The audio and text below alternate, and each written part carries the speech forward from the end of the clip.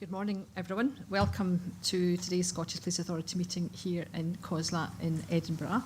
And for running order, at the moment, for planning purposes, I'm planning that we stop for a break after the Chief Exec's report, and then we'll run right through and go into stop for a moment, go into private session, and then that will be the end of the meeting, rather than having a break for lunch. But we'll have to wait and see how the flow of the meeting goes. Karen, do we have any apologies? No member. No member apologies, thank you. So it's a requirement of our Code of Conduct that members declare any financial or other interest and connections in relation to the business of today's meeting. Can members confirm if there are any declarations of interest or connections? No, thank you. Members, any other business that you wish to raise at the moment? No, thank you very much indeed. So we have decisions on taking business in private. In accordance with section 20 of our standing orders, can I ask members to confirm that they are content to take the following items in private today? Item 9, private minute of the meeting held on the 22nd of May and the 18th of June, plus the rolling private log, all for approval. Item 10, an update on pay and reward, and item 11, a discussion on Chief Executive recruitment matters. Members content to take these matters in private? Thank you very much indeed. So, draft minute from the 22nd of May. Do anyone have any comments on accuracy? Can members approve the draft minute of the last Public Authority meeting then? Thank you. And there have been no decisions taken by correspondence since the last full authority meeting. So that then brings us on to my chair's report, which I'll take as read. First of all, and I'll highlight 2 or 3 areas. First of all, I would like to warmly congratulate Chris Brown, who has been appointed as our Chief Executive. Chris is here in the room, and we're delighted that we have an appointment to fill Lynn's big shoes, and that will be the 1st of October. He'll be taking up post, I think. So delighted with that. We have completed a round of board member recruitment, which the recommendations are with the Minister at the moment, or will be going to the Minister, so we should hear in due course, which will be a good addition to our authority. And I was very pleased to be invited to a COSLA event on community cohesion and ensuring safety of elected members. The Police Scotland colleagues were there as well, and it was a good event where we could discuss aspects that are troubling officials in terms of elected members, but it spread wider into a wider community cohesion discussion. And then I was on the panel for CYPR in terms of, and Deputy Chief Constable Spears was there as well, which was a very, very helpful conference. I think it's important that we work strategically with our academic institutions. So that is my report. I'm happy to take any questions that there might come from that. Tom, were you wanting to make a comment about CYPR? Yeah, just to commend the work of CYPR, and particularly the outgoing director, Professor Liz Aston, who's stepping down at the end of her tenure. I also, during this period, took part in the selection panel for the next director of CYPR, Associate Professor at Napier, Andrew Wolfe, who will take over direct, and I'm certain that appointment will provide continuity there. Professor Wolfe has got an academic record of an interest in custody, so it will be particularly pertinent to the work and interest of the board here.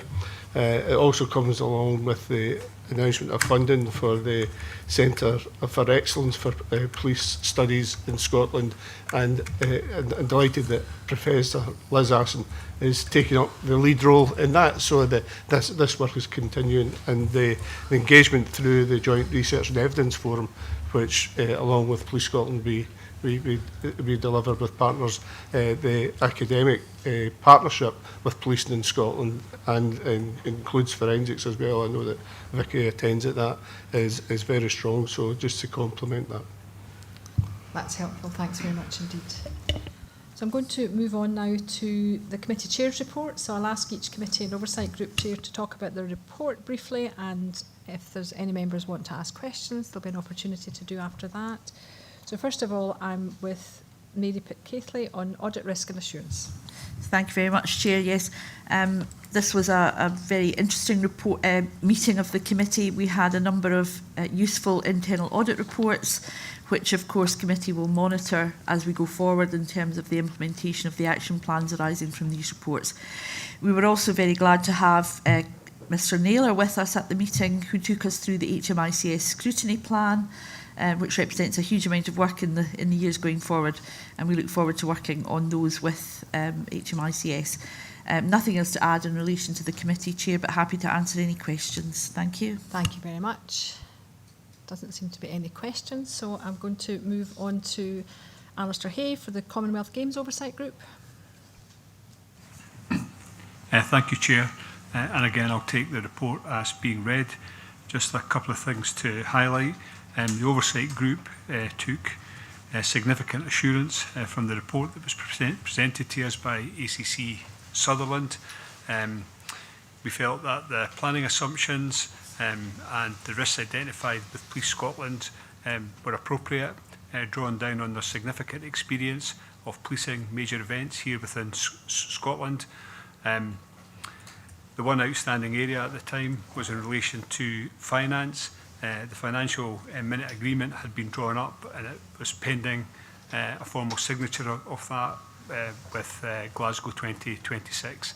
But the principle of Police Scotland not incurring any cost nor making any profit out of it, we felt was the right one, and we are assured, as I said, that Police Scotland are doing everything they can to ensure a safe and enjoyable games for the people of Scotland and everybody participating and viewing this global event. Thank you very much indeed. Any comments or questions? No. So we're over to you then in terms of Tom Halpin for People Committee.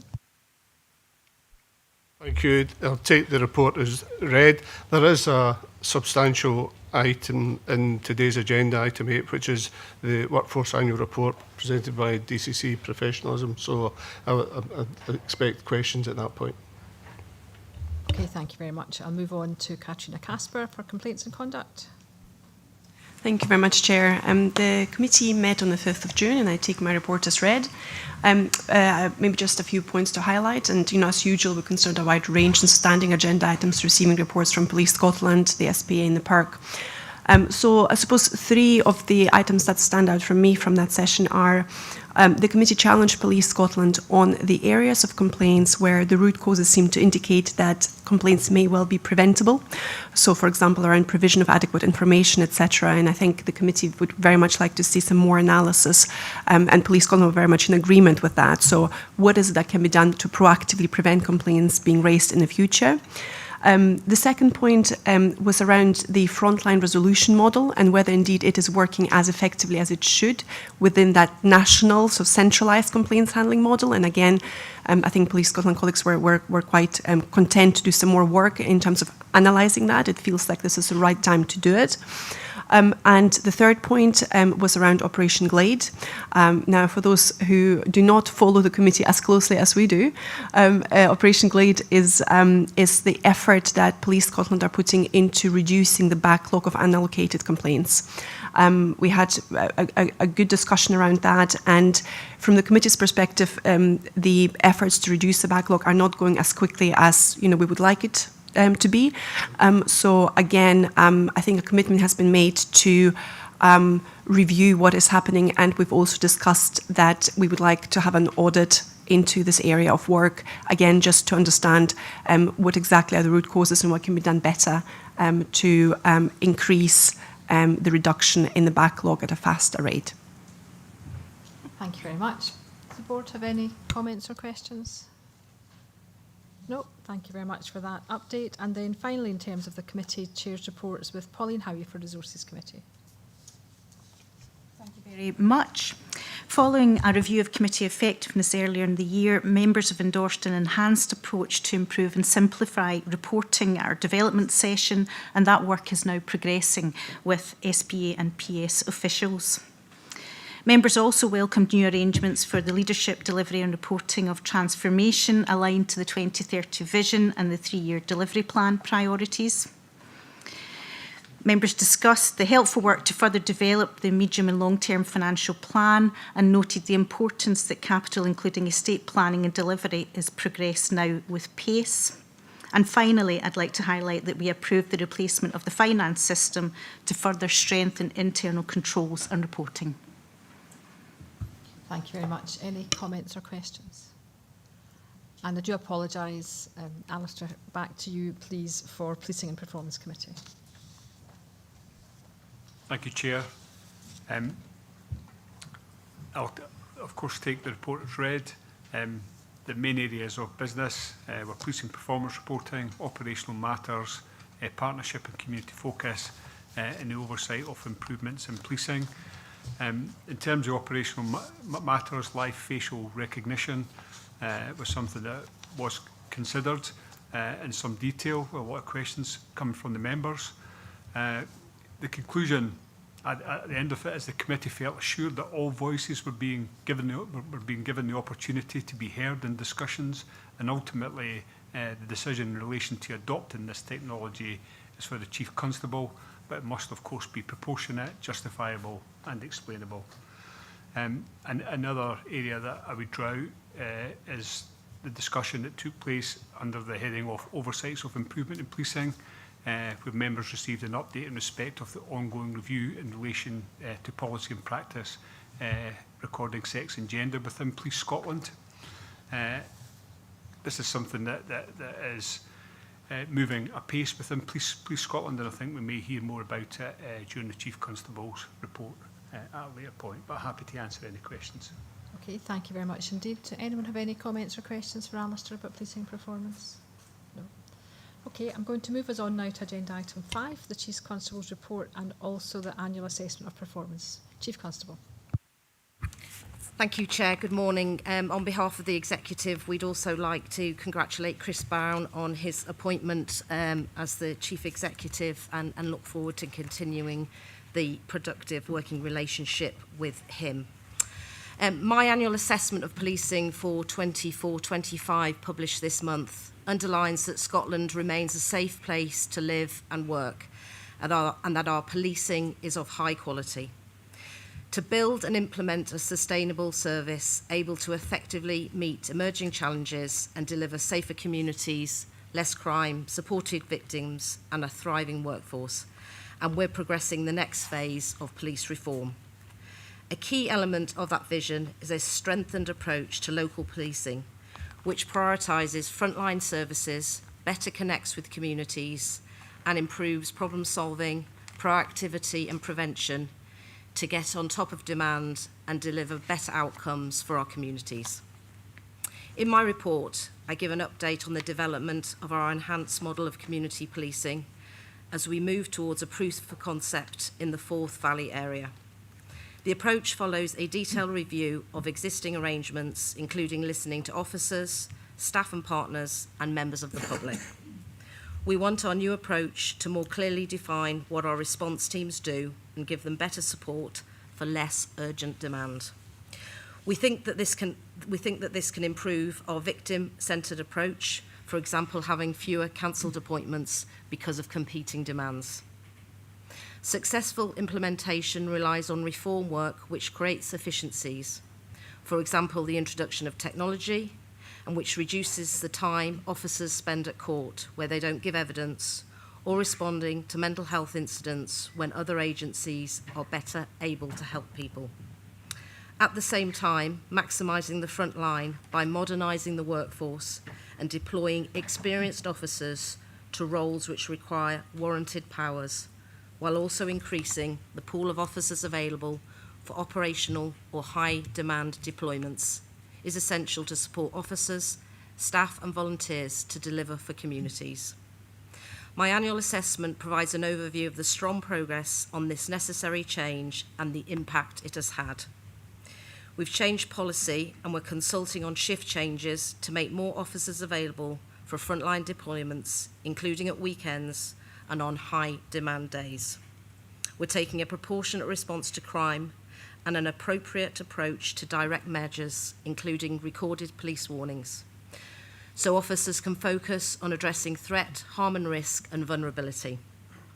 We're collaborating with partners to provide better services in the criminal justice system and in response to mental health incidents while reducing demand on police officers. And I want to thank colleagues across the criminal justice system for playing their part in this change, and we are beginning to see returns on this focus, with a reduction in officer citations for court. To provide a sense of the scale of this, in 22-23, we had on average 575 officers cited for court each day. That's 575 officers every single day. In 24-25, this is reduced to 418 on average, which is still far too many, but the number is going in the right direction. These are officer days which are available for other duties, for rest days that are not disrupted. In the mental health space, we're working with NHS 24 and our staff at Contact Command and Control to refer more calls to health colleagues, to help people get help for those best able to give it to them, while reducing officer hours spent responding to incidents.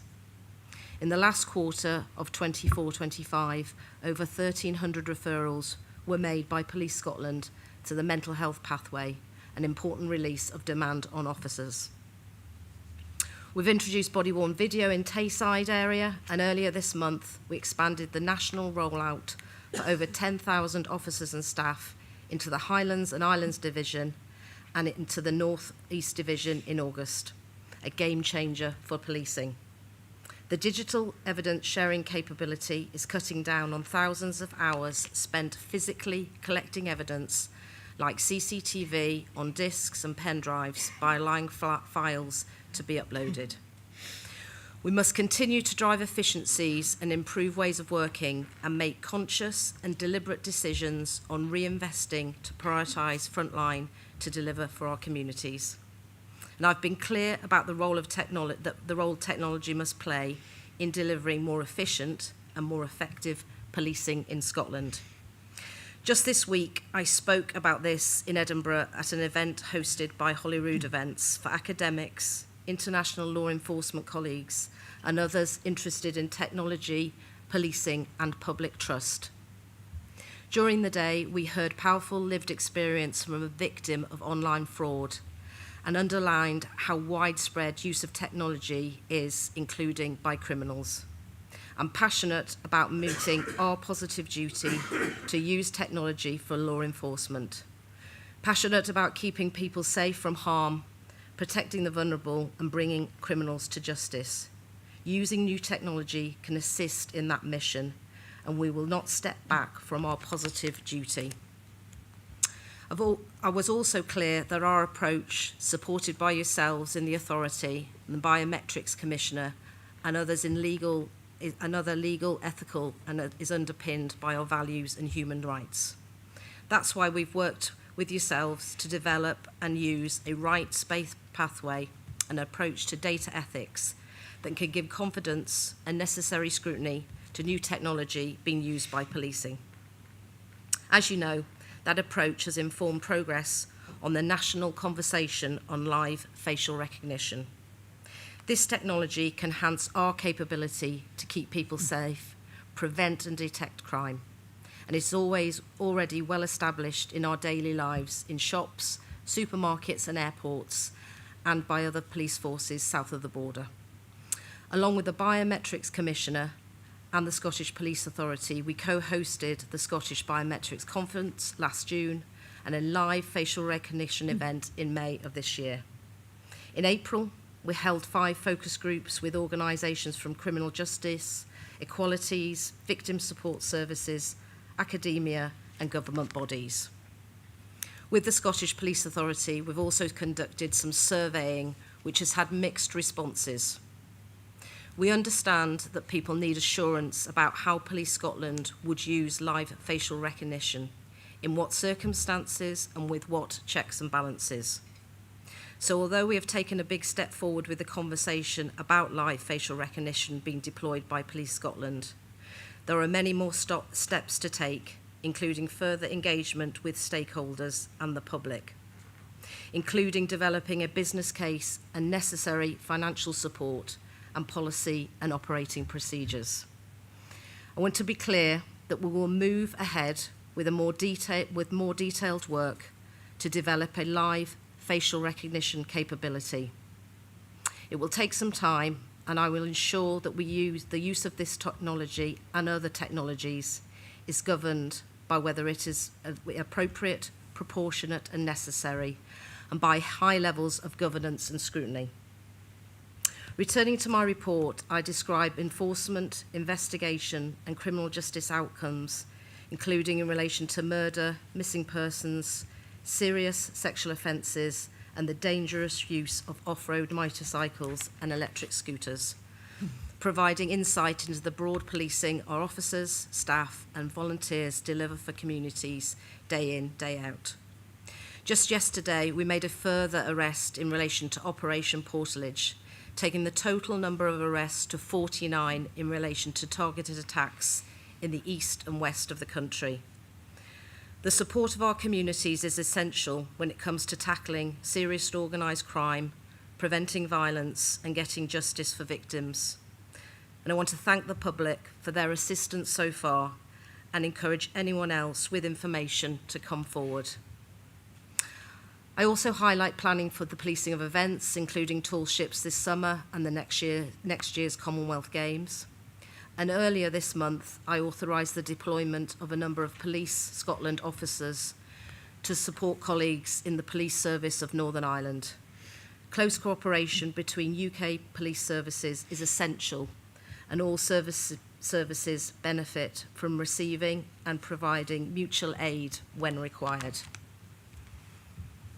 As the UK's second largest police service, it's important we continue to demonstrate our support, and the desire for our officers highlights the professionalism, human rights-based approach and standards of policing here in Scotland. As always, I've approved the deployment following careful consideration, and it in no way affects Police Scotland's ability to meet the policing requirements of our communities, and those deployed have now all returned to Scotland. Earlier this month, Baroness Louise Casey's national audit on group-based child sexual exploitation and abuse was an important report on the complex issue, and we are carefully considering the content and recommendations. Additionally, I outlined that Police Scotland is undertaking a review of previous cases and ongoing investigations across Scotland. At the heart of our mission is protecting vulnerable people, and the needs of survivors are always at the heart of our victim-centred approach. I outline our ongoing engagement with the Scottish Government and across political parties, the Scottish Violence Reduction Unit, other key partners and the third sector, with a shared commitment to reduce the profound harm that violence can have on individuals, families and the broader community. In my report, I illustrate examples of how we are supporting great work with and for young people across Scotland. The shared challenge for policing and right across society is how we give young people more safe spaces and create further opportunities for prevention. We know our officers, staff and volunteers can only deliver for our communities if they are supported to thrive, and my report describes important investment in our front line at Contact, Command and Control Division, where around 500 service advisors have now had their pay grade upgraded. Before I conclude, I will provide an update on searching as it relates to sex and gender. I want to repeat some of the principles I covered in May. The issue of sex and gender is complex. We do not wish to misstep in this space, and our broader review of sex and gender continues to take into account all views, the legislation, the guidance and legal advice. Following the UK Supreme Court judgment in April, we continue to take specialist human rights legal advice, and based on that advice and with engagement with our staff associations and our trade unions, we have developed and issued interim guidance on searching in custody or as part of a stop and search, which involves the removal of more than an outer jacket, outer clothing and gloves. This is a complex area and the guidance is not without potential unintended consequences. However, we must ensure Police Scotland acts lawfully in meeting its duty under the Equality Act and the Human Rights Act. We must give officers and staff confidence that they are conducting searches lawfully. And we must protect officers and staff from potential challenges, which could include criminal allegations. We are sharing this interim guidance with officers and staff, including with our non-statutory staff associations, to ensure everyone who might find themselves involved in a search has received and understands the information. We've published the interim guidance on our website, and I will outline some of the broad headlines. We will continue to conduct searches in custody or as part of our stop and search interaction, which involves the removal of more than an outer jacket, gloves, headgear or footwear on the basis of biological sex. This means, in practical terms, that these searches will only be carried out by officers or staff of the same biological sex. There is one important exemption. When an individual whose lived gender differs from their biological sex requests to be searched by an officer of their lived gender, efforts will be made to ensure an appropriate officer conducts the search, if operationally viable to do so. In these circumstances, written consent is required from the authorising officer, the person to be searched, and the officer or officers conducting the search. The interim guidance requires our transgender officers and staff to search in line with their biological sex. We recognise transgender colleagues may wish to exempt themselves from these types of searches on this basis to avoid having to disclose their gender identity. Our operational practice permits officers to be excused from searches for a variety of reasons. The officer will state that they wish to be excused from searching with no further justification required, and there will be no career detriment. I want to recognise that this has an impact on people and underline that our objectives here are to preserve people's dignity, ensure Police Scotland and our officers and staff are acting lawfully and in line with the Equality Act and the Human Rights Act, and to protect our officers and staff from potential challenge. As part of that communication and engagement programme, we're ensuring police officers, custody staff and others fully understand the interim guidance, while also making clear the wellbeing support that is available for those who are affected. We continue to progress our broader review and will make further relevant updates as required. And I'll pause there. Thank you, Chair. Chief Constable, thank you very much indeed. As you can anticipate, we have a number of questions from board members, and the first I'm going to lead on is policing our communities. So we have three members, Pauline, Tom and Mary, who want to ask questions, and I'm going to ask in that order the members to put their questions and then come to you once the three questions have been asked for your response. So Pauline Howie, please. Chief Constable, thank you very much for your report. We all recognise the strategic importance of the enhanced community policing model. I wondered if you could please update us on the timelines for this, the dependencies and the governance arrangements. Thanks. Okay. Tom? Thank you, Chief Constable. We understand the focus on community policing approach. But most people in the immediate response are looking for response from response policing, so it's reassurance about that area of policing. And finally, at the moment, Mary. Thank you, Chief Constable. The authority is obviously very supportive of your desire to prioritise the front line, and the enhanced community policing model is a key element of that. I noticed that's going to be rolled out initially in Forth Valley, and I wonder if you could tell us, what would the people in Falkirk, Stirling and Clackmannanshire notice would be different as this is rolled out? What difference will it make in their communities? Thank you. Thank you. Thanks for those questions. Important area of business and transformation that we're carrying out. From my perspective, this piece of work goes to the heart of delivering delivering the vision and is substantial in ensuring that we can demonstrate that we have made people safer, we've reduced crime, and that we've supported victims better, and also that our workforce can thrive.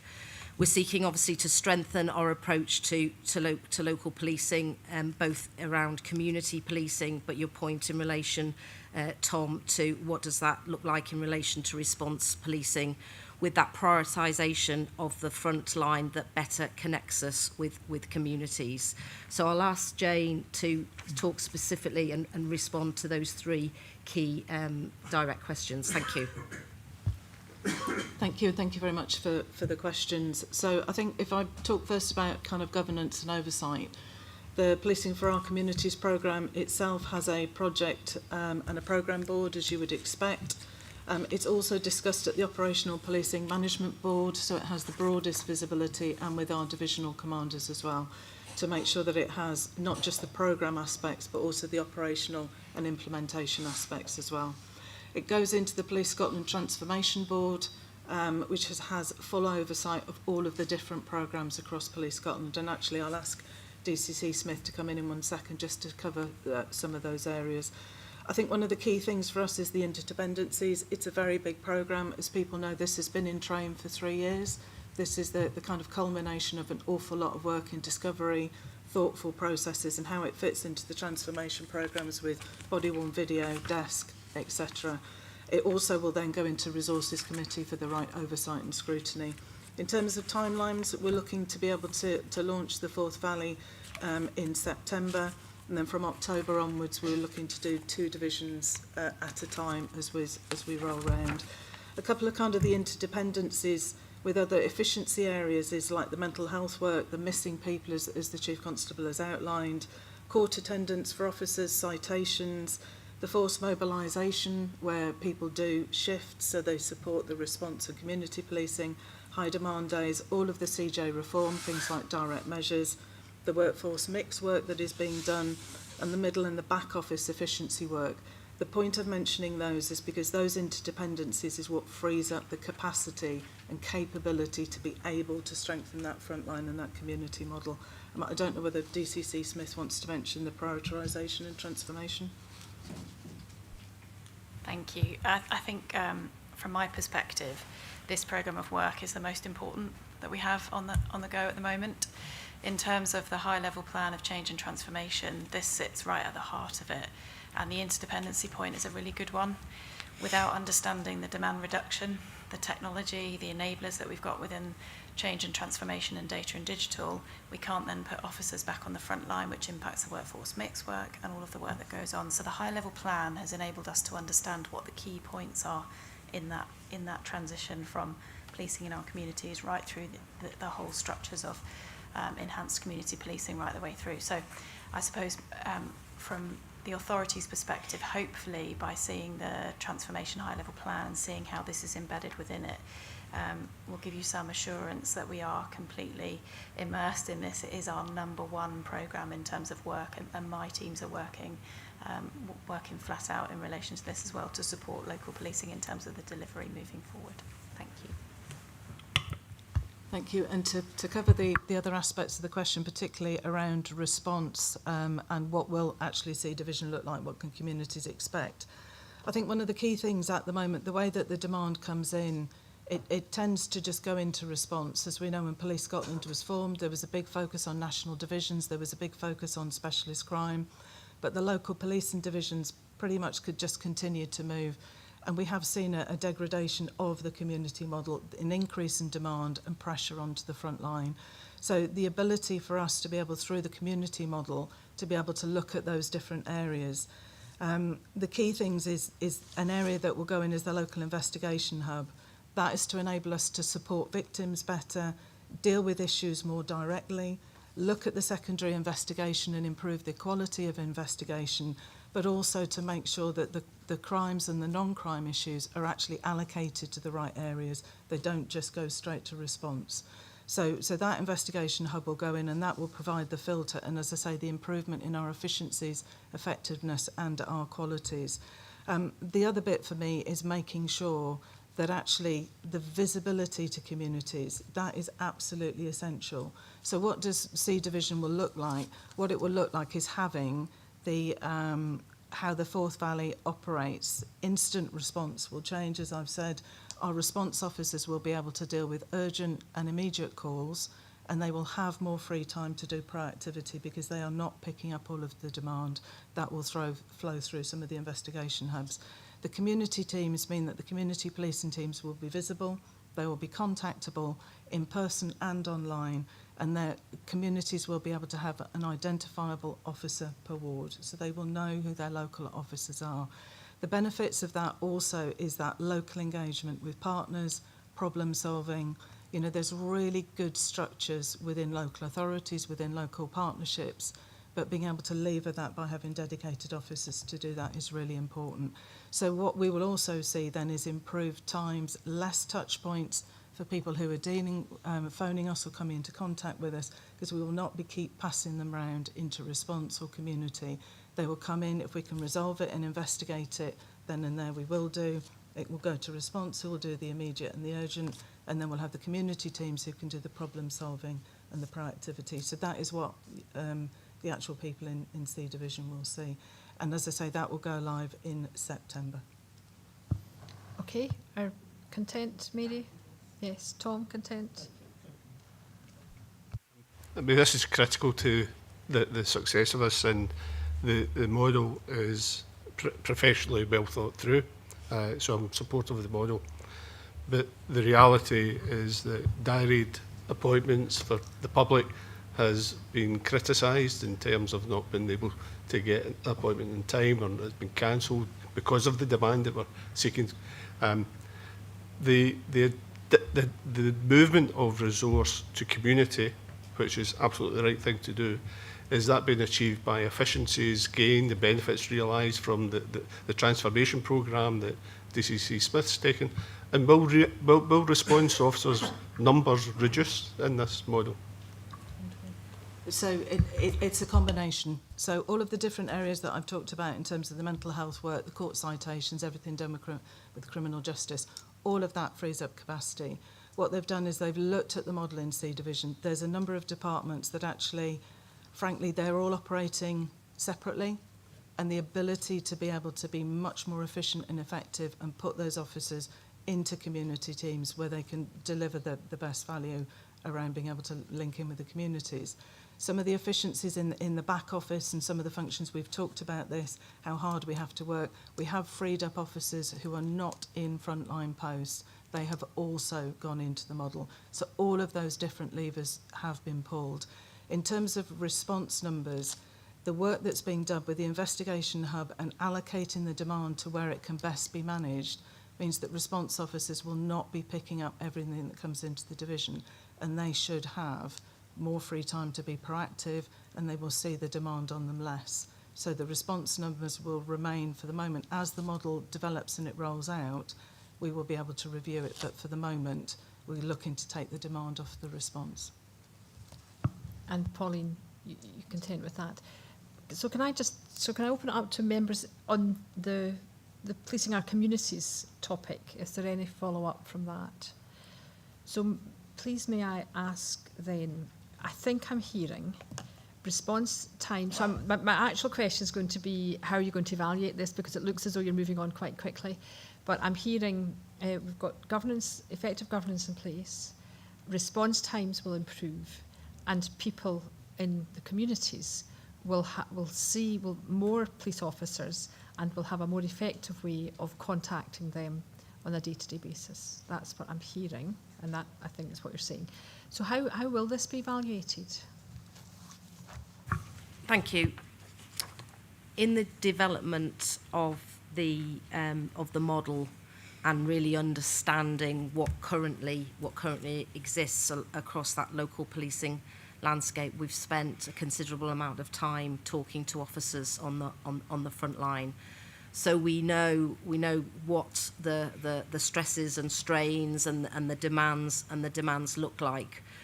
We've also got our workforce survey, which we will go live for the second year at the beginning of August, which will give us an indicator as to whether we're moving in the right direction, and will be, as part of our usual satisfaction surveys, those that of members of the public who have an interaction with us, we'll be doing some more detailed work to survey the people in the local area to get that feedback and identify where we need, obviously, to continually improve and refine the approach as we go.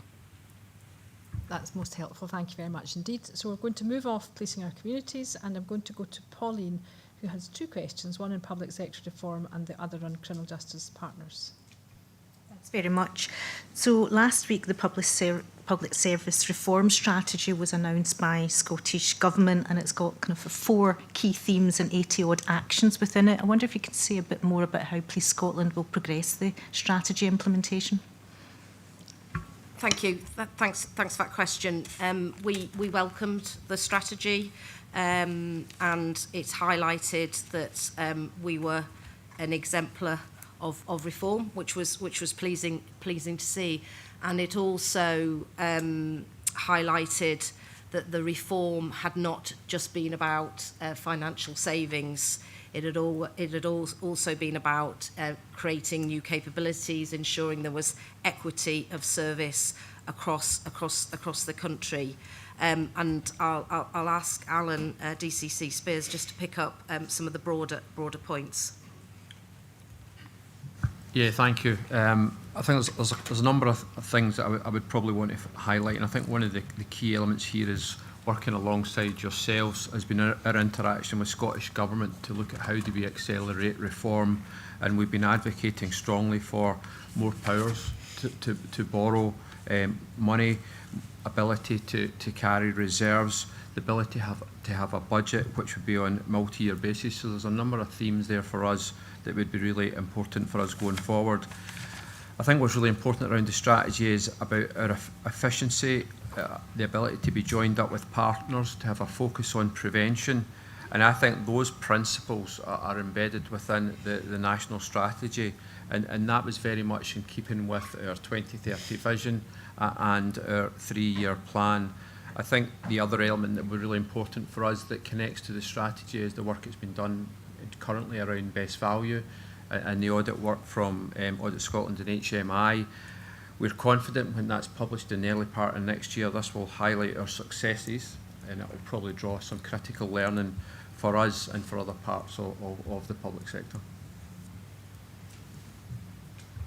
Thank you. And my second question was around criminal justice practice and reform. The report mentions a successful meeting that was held earlier this month, and I wonder if you can say a bit more about what's next in terms of efficiencies around public criminal justice reform. Thank you.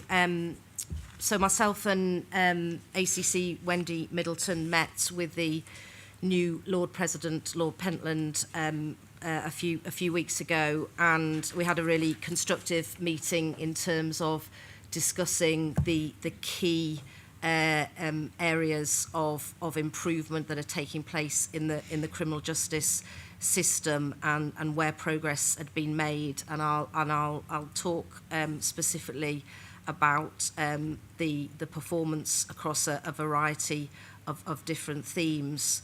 I think you'd previously asked us around an issue of, what's the system-wide benefit of this? And our plan is to try and do some more detailed work in relation to that. And some of what I'm going on to describe will identify where there has been considerable benefit, not only to us, but to other elements of the criminal justice system, and highlights where the collaboration is really paying dividends. And I've had a keen focus on this, but just to move to some of the data. So use of direct measures, these are recorded police warnings, so they're a criminal justice outcome, but the decision is with policing victim, perpetrator. It can bring about quicker justice, reduced demand, so we're not entering into the full criminal justice system, and we can issue those warnings for a variety of offences. There is still some more opportunity around an offence that's around threatening and abusive behaviour.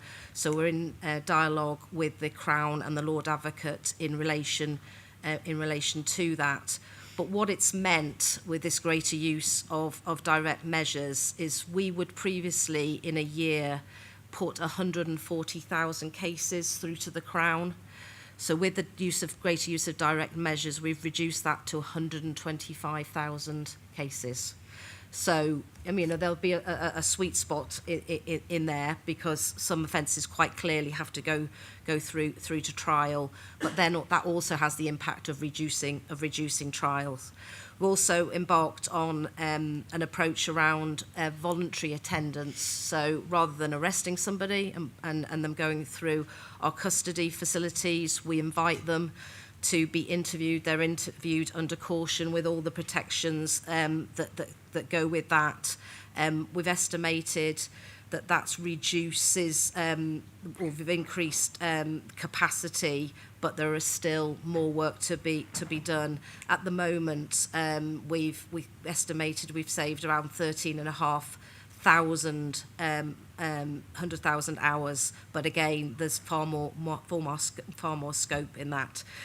You'll be familiar with the summary case management, where we load all of the evidence into the case at an early stage, and this is where the big dividends have been across the system. So, for example, in Glasgow, just in the domestic abuse courts, you would normally see 408 trials a month. That's reduced to 288.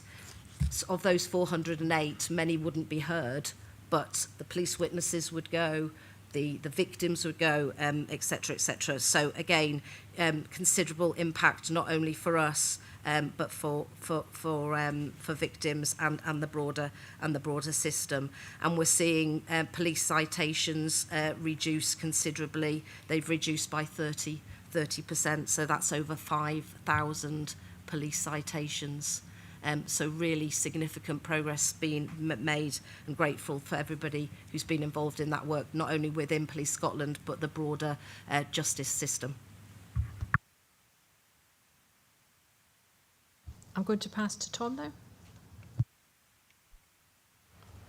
Thank you. Going back to your statement around live facial recognition and the rights-based pathway for introduction, and the considerable consultation ongoing.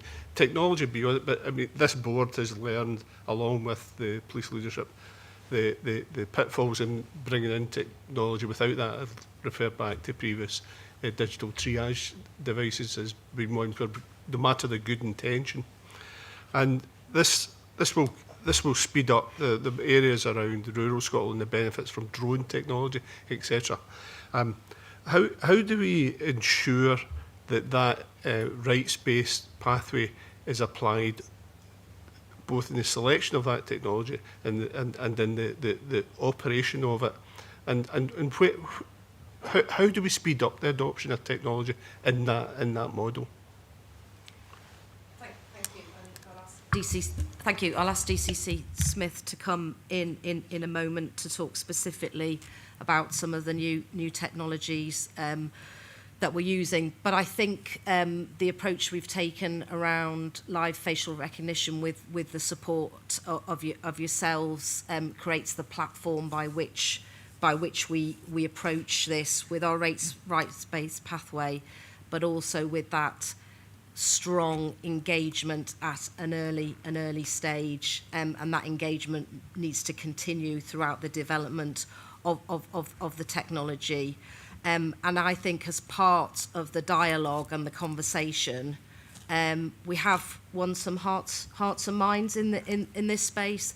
There will always be, and quite rightly, the question, and I talked about the Holyrood event earlier in the week, the question around AI and the question around bias and the question around equity and effectiveness. And I don't underestimate the fact that we will have to continually reinforce, reassure people that the technology is being deployed in an ethical and proportionate manner. But to your point, we need to be able to increase the rate at which we're able to exploit these technologies, because it talks to the efficiency piece, it talks to our ability to be effective as a service and meet all the elements of the vision. I'll ask DC Smith just to provide a few more examples around where we're looking at new technologies. Thank you. Thanks, Chief, and thanks for the question. Policing is often behind the curve in terms of new technology. It's been a perennial problem for years. We know that the way people communicate now is totally different, and as a service, we're often not set up for that. So I want us to be in the position where we are at the forefront of this, and we are using technology not only to reduce demand on the front line, but the way the public contact us, the way our officers and staff communicate, the way we are more accessible for members of the public, etc. And I think live facial recognition is one example of that. But actually there is an awful lot going on behind the scenes, as it were, in terms of technology like data science. And AI is one of those methods. We've got robotic process automation, which you would use in normal everyday life, how you communicate to somebody when you order on Amazon, for example. You don't talk to a person, you talk to a bot. Why would we not want to do that in policing? I think that's a really important process and concept. However, I'm also really mindful of the fact that we have to do this right, and we have to take the right approach and make sure it's ethical, proportionate, legal, all of the things you would expect us to do in policing. So the rights-based pathway gives us the ability to do that, and we will take new technology through that every time, because that's something that's really important, and seeking the consultation and views of others and individuals to make the right decision in terms of what technology we use and how we deploy that. But in the data science space, for example, we've got a team who have been recruited directly from universities, who have the right skills and capabilities, who have an understanding of how this technology can support our officers and staff in terms of the way that they operate and the way that they use technology to reduce the demand and focus on the right high harm offenders and give us the skills and capabilities to do that in a more efficient and effective way. And that's just one example of that. I think that the board have seen some of the opportunities that gives us, and it's exciting. And I think, you know, we need to continue on that path. And my commitment in my function is to make sure that we do that quickly as well. But as I say, notwithstanding the ethical and proportionality piece, because that's so important to make sure we get that right. Thank you. Any other questions from board members on the use of technology? May I ask about personalisation in terms of use of technology? I think we're all agreed can transform services and can really make improvements. What steps will you be taking to make sure that things are victim-centred and person-centred, so that it's not going into the automated world of, you know, where people struggle? It's a really important point and a really good question, Chair. I think everybody often thinks that AI is one thing and that it will provide a certain answer or view. And I'll give you an example of where we are taking a person-centred approach and looking at things differently. You can teach technology to deal with something in a certain way, and you can use processes and systems that guide a machine, a bot, to do something in a different way. So it's not necessarily just about triaging a call or looking at information. You can look at threat, risk and harm, and you can even teach a transcription device to understand Scottish language or certain words, which I think is incredible, so that you can focus that in a more appropriate way. But like with the ethical question, being person-centred and trauma-informed is at the key to everything that we do. So my reassurance as the transformation lead is that we will do that in every use of technology, and ultimately the goal is to be able to make sure we're more efficient and effective at dealing with victims, so we provide a better service for them with the use of technology, but not at the cost of, if that makes sense. So absolutely. No, that's very helpful. Thank you very much indeed. I'm going to move us on now to Angela. And thank you for your report, Chief Constable. It was in relation to the Estates Master Plan. I just want to acknowledge the work that's been done to get to this stage. I'm conscious that there are a series of dependencies, and you highlight that in the report. But this piece of work is obviously critical to a lot of the transformation and indeed the local model of policing that you referred to earlier. Given those dependencies, could you say a bit about how this work is being prioritised across the organisation?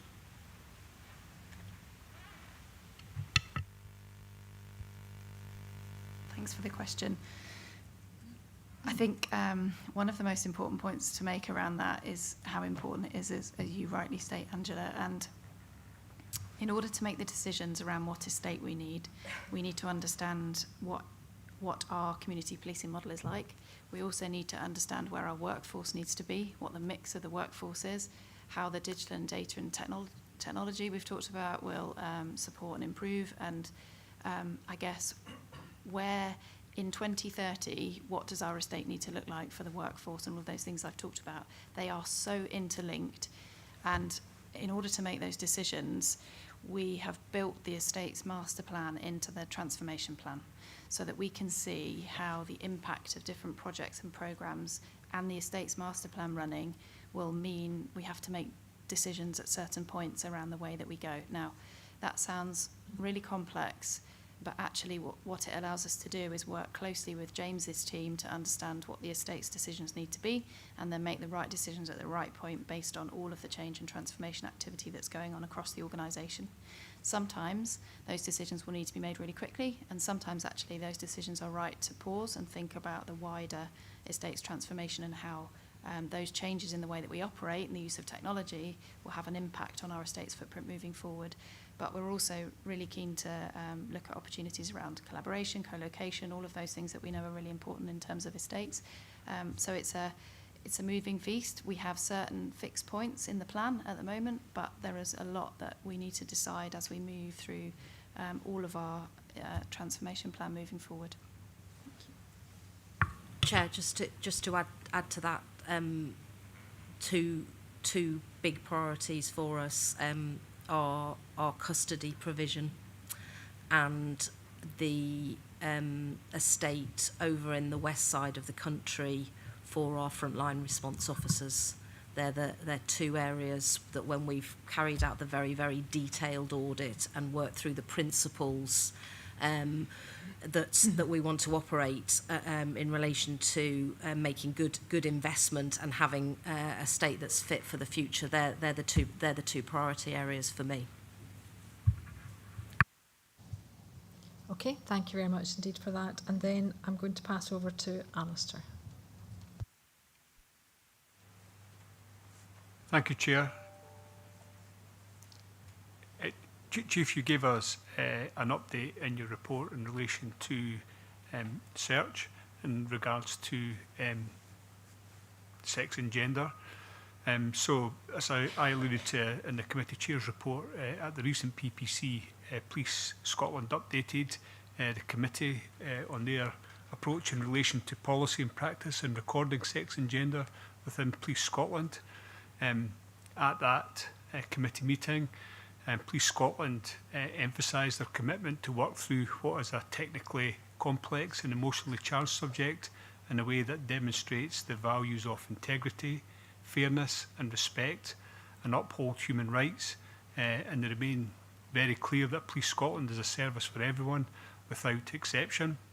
They also emphasised the importance of taking the time to consider all relevant legislation, national guidance and stakeholder feedback to ensure that their approach, their proposals are well informed and evidence-based, and they aim to conduct this review carefully and to do it right and in a way which builds trust and confidence across all of our communities. At the time, you reported to the committee that Police Scotland were considering the MPCC draft interim guidance on searches and searches of members of the transgender community, as well as searches carried out by transgender police officers and staff. that you were also considering the Equalities and Human Rights Commission consultation and its revised code of practice, as well as participating in national coordination meeting, which is chaired by Chief Constable Rachel Swan, with the aim of trying to establish a joint approach to the ruling from the Supreme Court in relation to sex and gender. So the approach is consistent throughout police forces across the UK. Clearly from what you've updated us today, you've moved forward on that. So I've got a number of questions. So it would appear that you're now adopting the NPC draft interim guidance here within Police Scotland. You did mention that you'd be giving support to officers and staff in applying this. I wonder if you could expand upon that to a degree. What training are they actually being provided with? I've also got a question about the provision of single-sex spaces, and have you audited premises throughout Scotland to make sure that we have appropriate single-sex spaces, but we also have appropriate spaces for everyone within Police Scotland and people who may use Police Scotland's facilities? And then finally, you also highlighted that this work is ongoing, so I wonder if you had any expected timelines for the completion of the work by the Short Life Working Group and any of the resulting policies and practice reviews that they may bring out. Thank you. So I'll pick up awareness, communication first, and then I'll ask Alan to talk about the estate, safe spaces and the strands of work in relation to data. So when we have been working through the production of the interim guidance in line with the National Police Chiefs Council advice, as I said in my report, we also have aligned human rights lawyer Jane Gordon, working very, very closely with the Policing Together team to make sure that this is guidance that will stand scrutiny, that it protects our officers and our staff, and it is transparent to the public as to what our approach is, that we're compliant obviously with the ruling and the Human Rights Act and the Equality Act. One of the questions and the challenges that I have had for colleagues during the last few days and weeks as we've worked this up is, if I'm in a custody suite at 2 o'clock in the morning and a particular scenario presents itself, am I equipped to be able to understand the guidance and know exactly what to do? And if I've got any queries, where do I go? And I'll just point you back to the introduction of the hate crime legislation, and what we've done similarly with this is ensured that in the early days and weeks we're going to have people available at the end of a phone, at the end of a Teams call, to be able to provide that support should a scenario present itself where somebody isn't entirely sure what to do. We've walked back up and down through the guidance ourselves, obviously asking questions, different scenarios, and testing it and putting ourselves in the position of the custody sergeant or the officer on the street, out of hours, and where do they go for help and support. So we're used to being adaptable. We adapted to hate crime legislation. You know, we adapted quickly to things like abortion buffer zones. So this isn't untrodden territory for us as an organisation in terms of adapting to new legislation, guidance, code of practice, but recognising there is a considerable amount of interest in relation to this, and going back to my earlier point around wanting us all to be sure-footed in this space. So there is a detailed communications plan for frontline officers, for our custody staff, with that point of reference to go if you're not sure.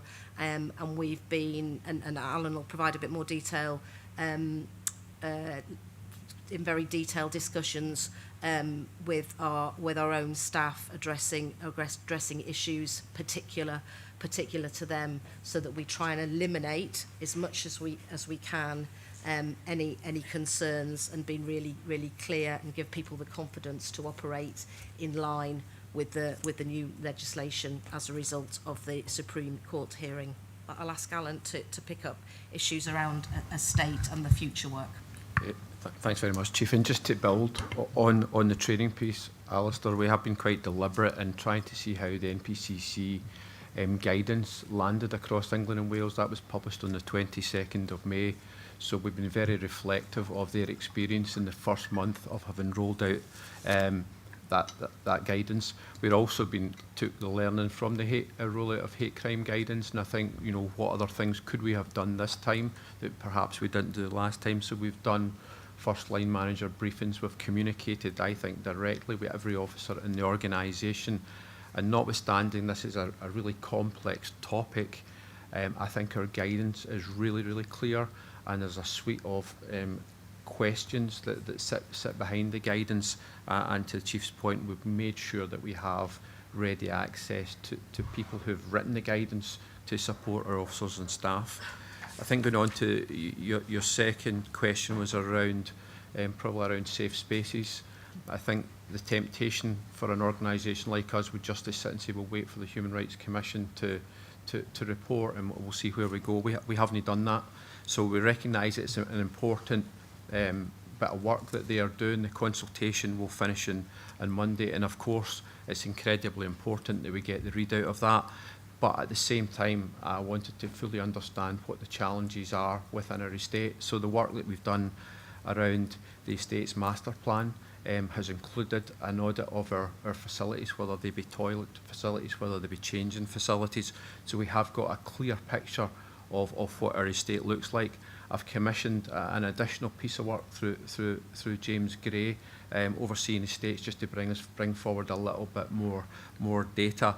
But I think we are progressing that with a degree of pace, recognising I think that the Human Rights Commission will give us some specific commentary as it relates to safe spaces.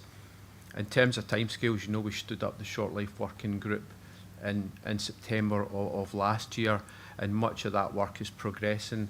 We're looking still at our internal policies. Again, I think one or two pieces of information that will come from the Human Rights Commission will help us in that space.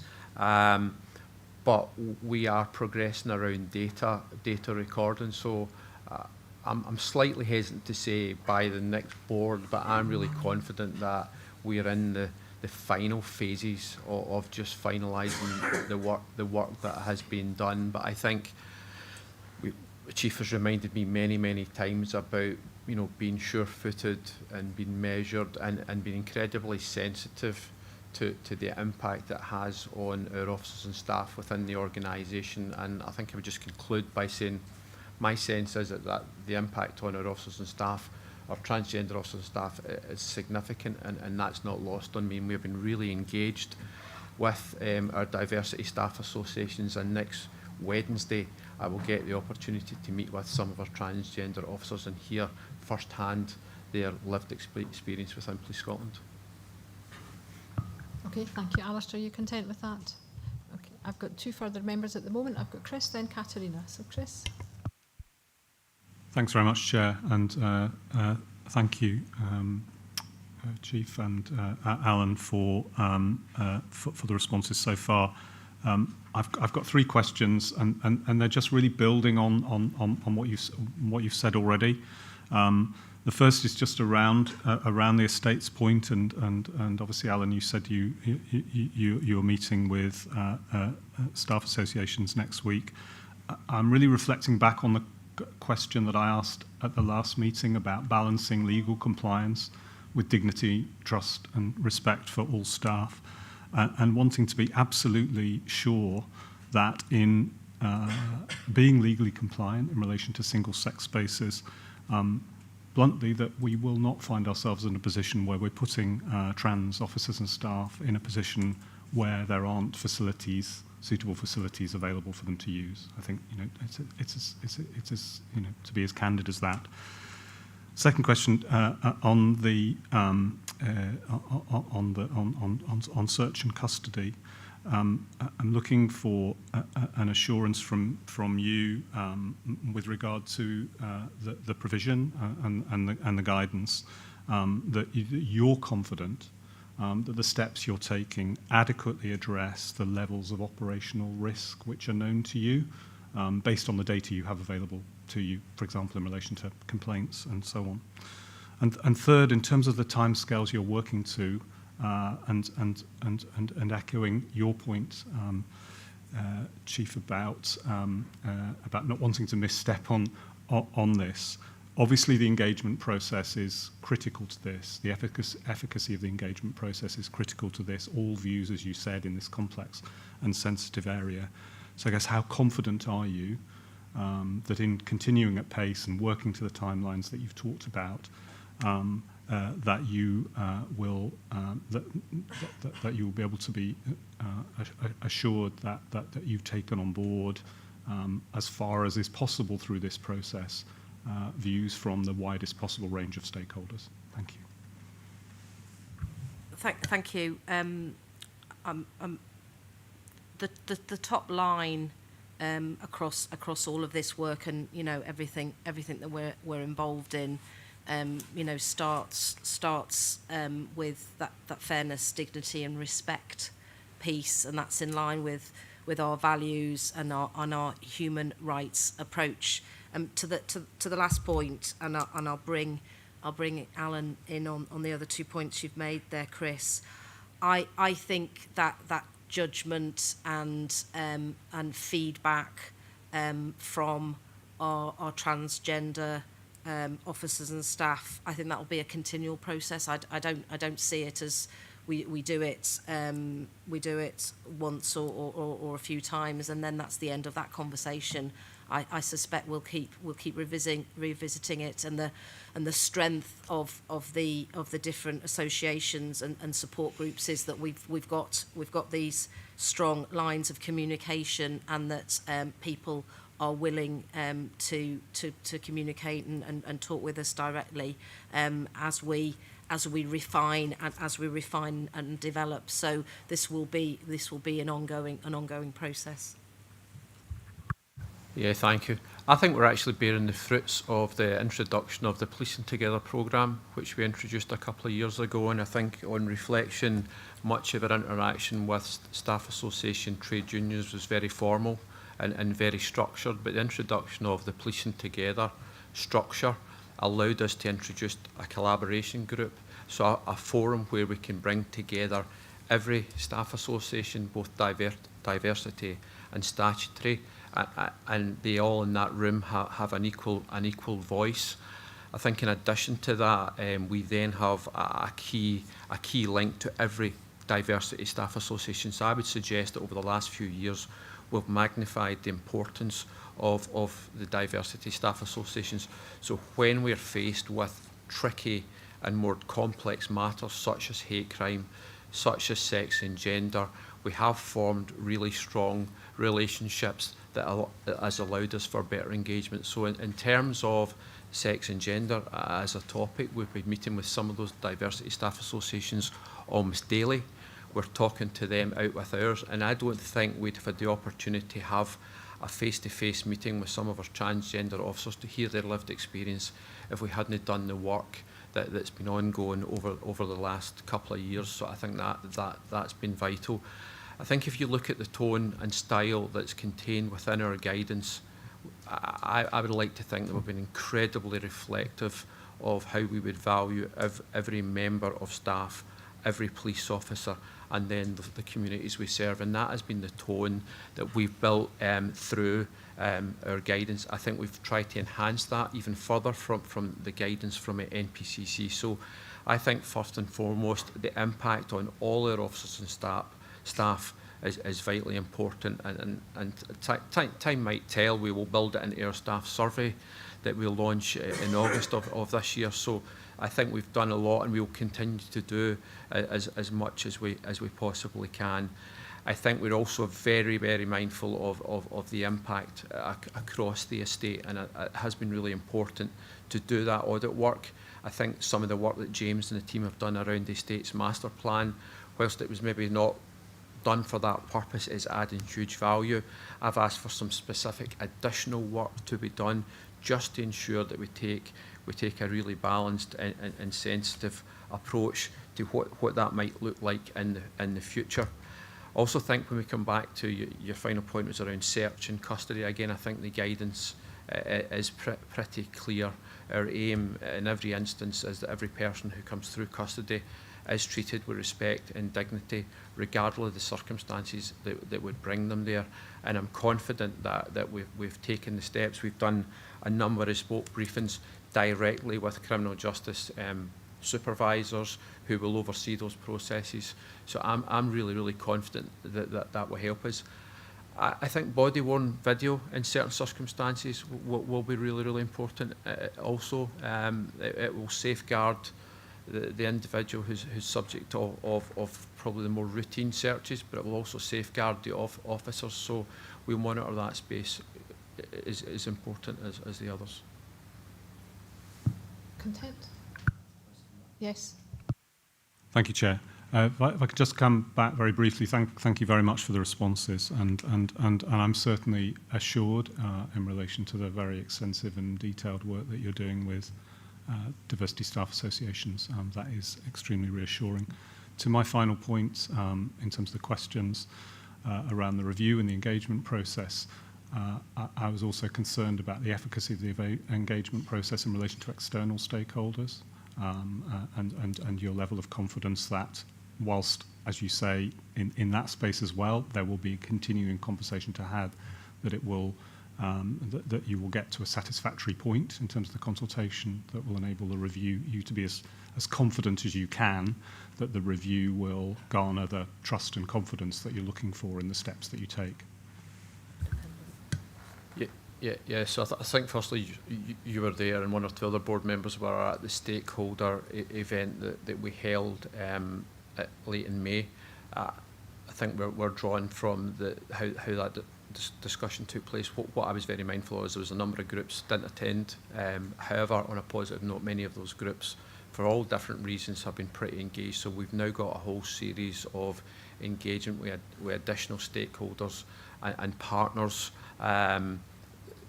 as a follow-up. So that, for me, that wasn't a one-off single opportunity. So we are incredibly mindful, and we do want to hear the different voices on this topic. So over the coming weeks, Chris, whilst we're working on our estate and ensuring our guidance is embedded in the final stages of what does data recording, what do some of our internal policies look like, we will continue to be really engaged with those stakeholders.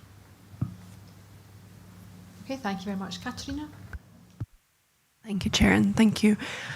It's probably more just a comment really than a question, so I would like to give you full credit for the clarity of the message today. I think the Supreme Court judgment clarified an area of law which, by the EHRC's own admission, has been misinterpreted by many public bodies, including the EHRC itself. And I think the fact that you started with this work before the judgment came out some 9 months ago is really bearing fruit now. So clarity, I think, protects officers and staff and also members of the public, and I think it goes a long way to restoring public confidence, because, again, we know there's been justified or unjustified criticism of Police Scotland in the media on the subject for a prolonged period of time, and I think what you've done today hopefully will help with that, with restoring some of that public confidence. And I know that it takes courage to actually be clear in this area. It can be quite difficult to be moving ahead of the pack to some degree. I see that, in the NHS, I see it across other police forces as well. So I just wanted to give you full credit for being actually quite explicit. And I think what you have, some of the answers you've provided today definitely have demonstrated that you've done the homework in terms of the engagement and in terms of the legal analysis. So just a really positive, feedback from me for just being very, very clear, which I think helps everybody. Thank you. Thank you. It's a team effort. Thank you very much. And I think it's good to see that progress on single-sex bases, on searching, and that real commitment to treat, whether it's members of staff or members of the public, wherever they are within the justice system, and they come into contact with Police Scotland, with dignity and respect and a person-centred, trauma-informed approach. So thank you very much indeed for that. And thank you, Chief Constable, and team, for that very fulsome report and all the work that you do. I'm now going to pass over to Chief Executive for her report. Thank you, Chair. Since the last meeting, there have been a number of things that have happened. The first is that the Scottish Crime and Justice Survey was published in June, the 10th of June 2025, and this report is very helpful to the authority as it gives us insights into the statistics around crime and justice, and the Policing Performance Committee use that to understand these insights alongside the data they also get regularly from Police Scotland and from the SPA. In terms of the annual report and accounts for 24-25, I'd like to report they have been submitted within the agreed deadline, and this is not always the case with all public bodies, but is the case with the SPA accounts. And I'd like to thank the staff in the SPA, Police Scotland in particular, James Gray and his team in Finance and Forensic Services for their work in meeting this deadline. On the 22nd of May last month, the Chief Constable hosted an opening meeting with Audit Scotland and the HMICS on the Best Value Review, and since then interviews have taken place and fieldwork has been taken forward on this. The reports I've had back from both HMICS and Audit Scotland are that the response from staff has been very positive in terms of information and engagement, and that is to be welcomed. The Scottish Railway Policing Committee took place on the 4th of June, and Tom Halpin and Mary Pitt-Keithley were in attendance as our members representing the authority, and a report summarising the key issues is attached to my report. Finally, Chair, we have updated the board members' expenses policy. The last time this was looked at was in 2021, just in the middle of COVID. We have looked to make sure that we are compatible and compliant with other guidance, and we have updated in some areas, particularly around where there are inconsistencies or where we are more explicit about particular policies. This updated policy is on our website, and also just to reiterate that we publish all the board members' remuneration and expenses quarterly on our website. Thank you, Chair. Happy to take any questions. Thank you very much for that report. Any members' questions or comments? No? Well, with that in mind, I think we'll now stop for a 10-minute break, so, or maybe slightly over 10, if we could come back at 11:35.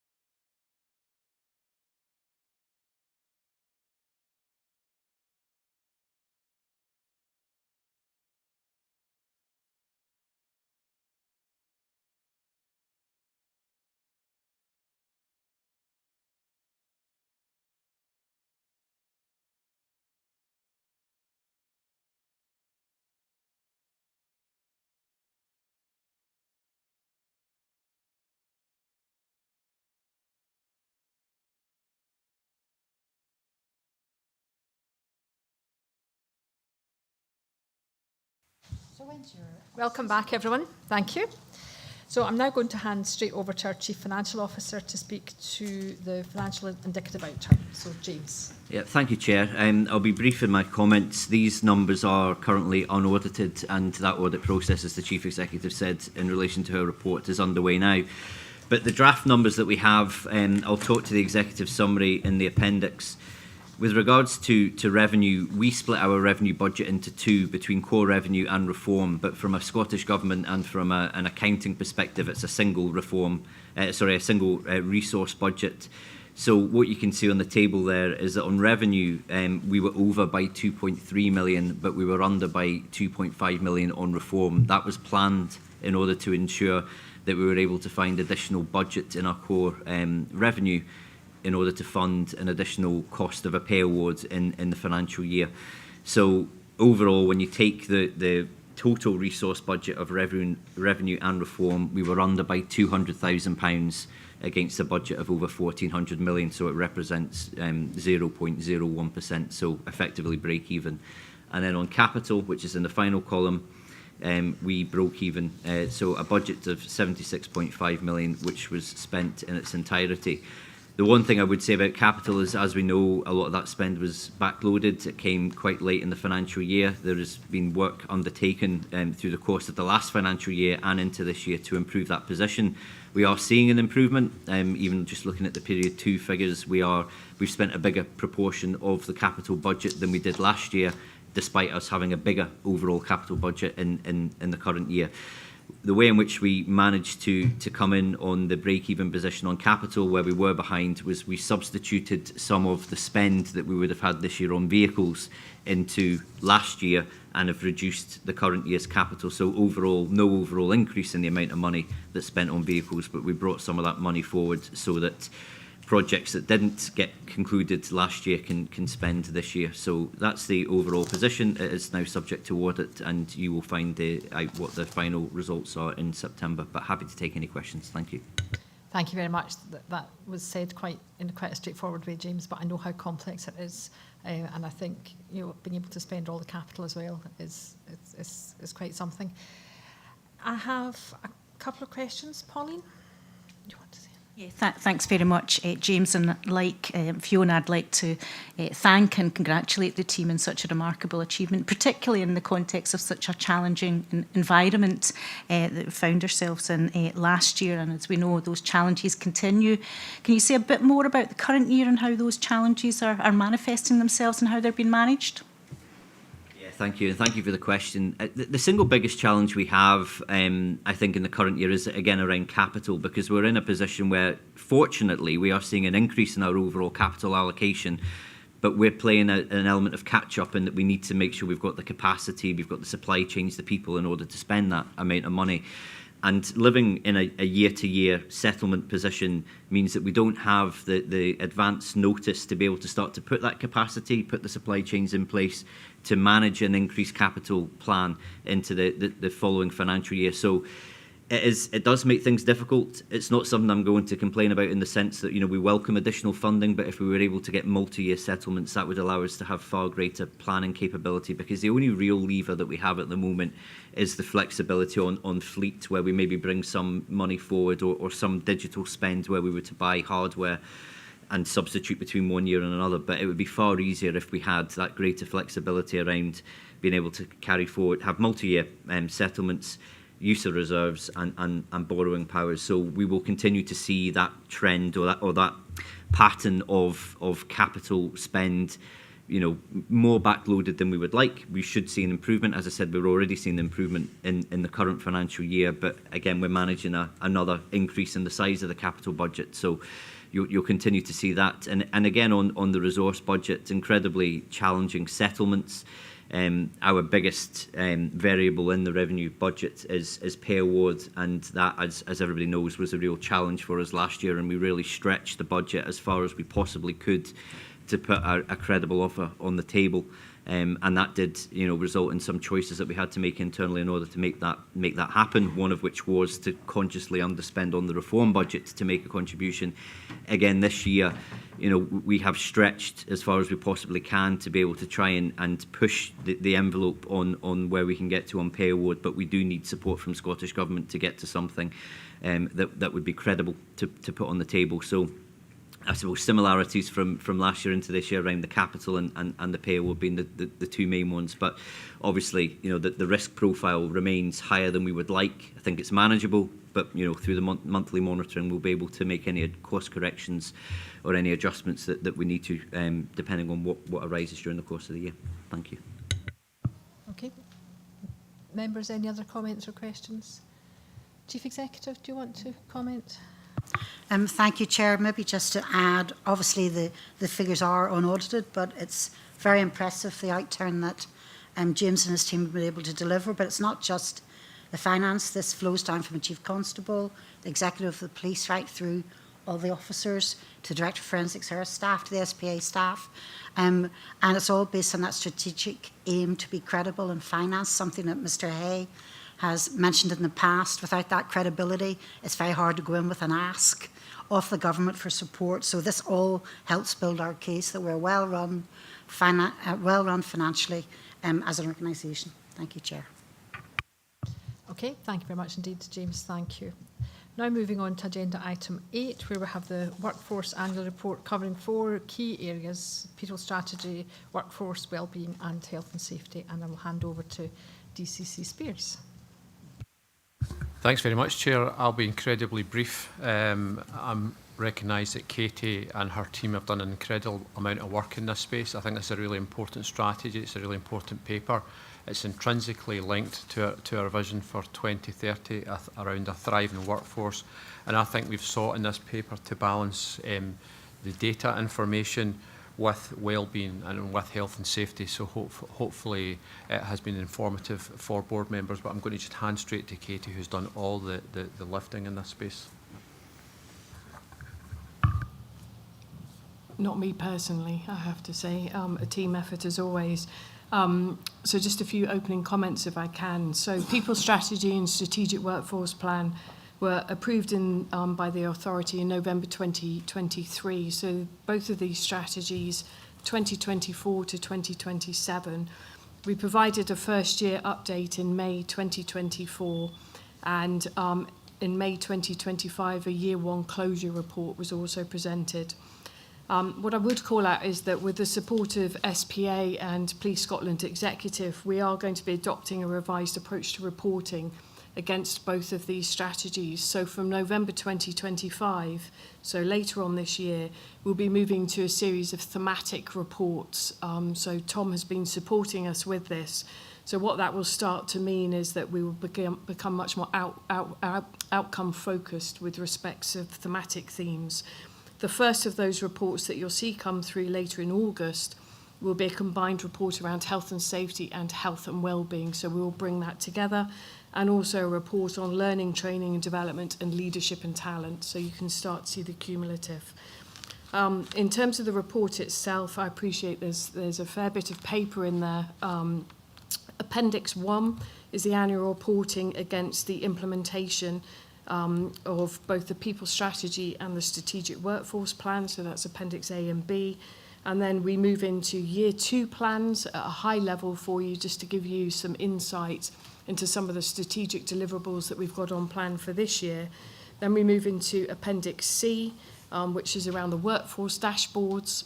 So this is a continual iteration of the workforce dashboards. We're doing a piece of work at the moment to make sure that those workforce dashboards are aligned with the performance framework as that develops.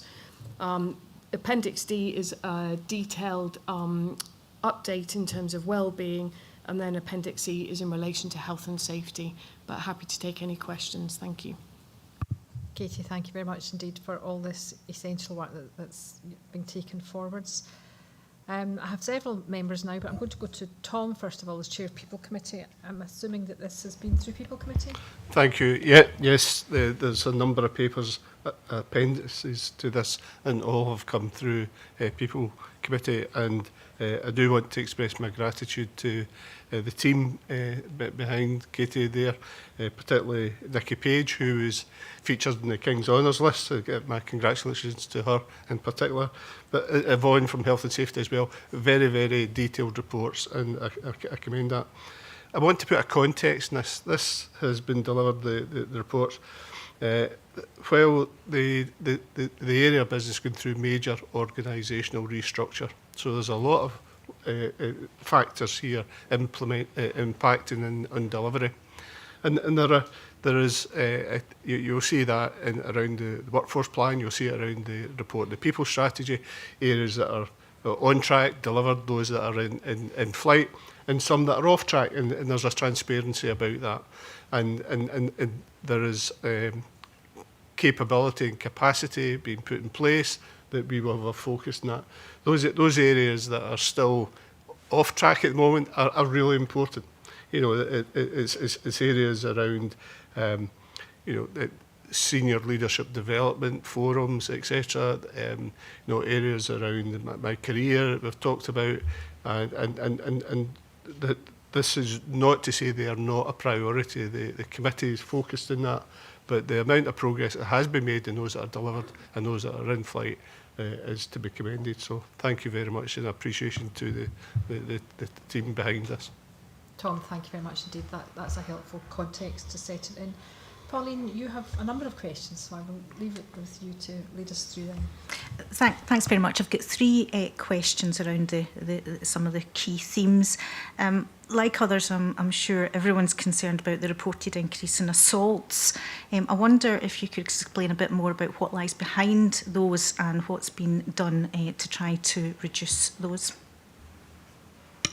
Yeah, thank you, Pauline, for the question. And one of the initiatives that we've had in Police Scotland over recent years has been Your Safety Matters, and we built a governance structure with a really sharp focus on officer assaults and injuries.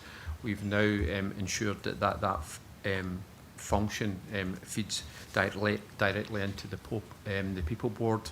We have produced and developed a Your Safety Matters dashboard, so that starts to draw data about where, when, how, and the circumstances surrounding those assaults. We have in place a network of champions, and that is divisional leads, and then a tactical group that ACC Sutherland would chair, which brings together representation from all divisions and business areas. And again, there's a focus on the circumstances that surround these assaults. I think what's coming from the dashboard that we've continued to develop is shared practice. So where can we draw learning? What are the circumstances surrounding those assaults, and what steps can we take to prevent them in the future? And indeed, how do we build that into the officer safety training programme? So we are really committed in the officer safety training space. Over the last couple of years, we've enhanced the training programme. What the data would tell us is that an officer is 40% less likely to be the subject of assault in the 3 months that follow that training. So you can understand that we're really focused on ensuring that officers and staff get trained on a regular basis. But there is a lot of learning we can draw around the time of day, the time of night, where does the assault take place, and what can we do to prevent that. What I would also say is one of the big enablers for us as an organisation is body-worn video, and already there's anecdotal evidence that by an officer switching on their body-worn device, it is de-escalating a situation and very quickly taking the risk of assault and injury away. So we meet on a bi-monthly basis, and there is a real focus on circumstances surrounding that. Thank you.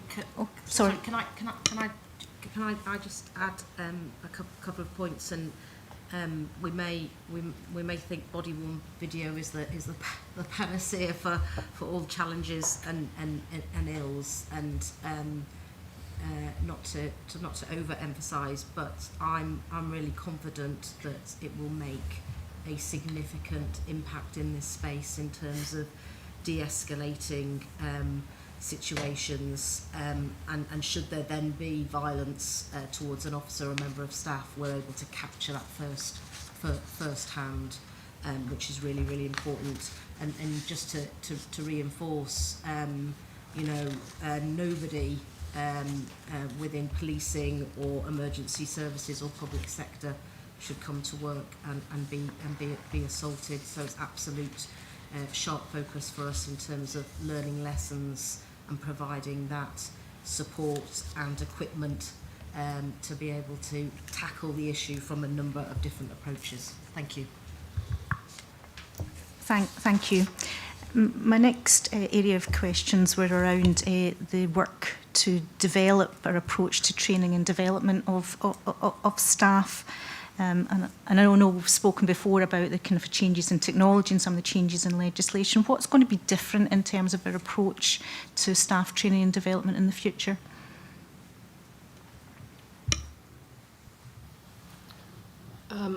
So I can speak more broadly in terms of leadership development, which is obviously one of the key areas of focus for us.